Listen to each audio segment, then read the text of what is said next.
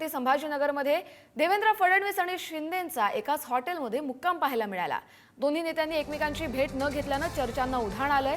भेट झाली नसली तरी आम्ही फोनवरून संपर्कात असतो अशी प्रतिक्रिया त्यानंतर मुख्यमंत्री देवेंद्र फडणवीस यांनी दिली आहे। दोघांच्या वेळा वेगळ्या असल्यानं भेट नाहीये, पण फोनवरून चर्चा सुरू असते असं देखील एकनाथ शिंदे म्हणतायत।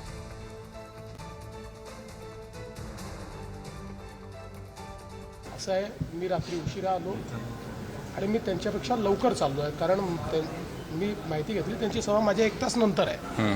त्यामुळे भेट झाली नाही, उद्या होईल, त्याला काय।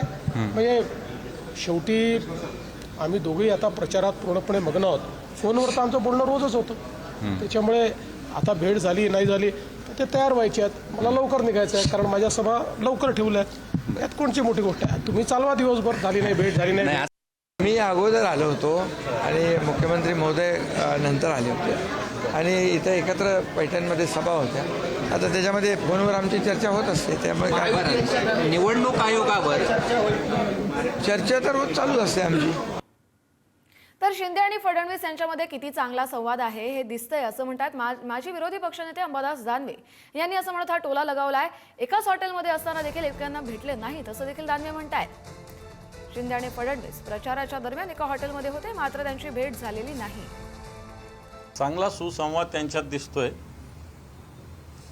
एकाच हॉटेलमध्ये एक खाली आणि एक वर, म्हणजे मजल्यावर सभाही एकाच ठिकाणी त्यांच्या आज होत आहेत, एकाच वेळेस होत आहेत। 5, 10, 15 मिनिटाचा फरक आहे फक्त, परंतु एका हॉटेलमध्ये राहून एकमेकांशी भेटायचं सुद्धा नाही किंवा भेटले सुद्धा नाही, हे दोघातील आताच्या घडीला काय संवाद आहे हे दर्शवितात। त्याच्यावरती मला असं वाटतं मी काही जास्त बोलावं असं मला वाटत नाही।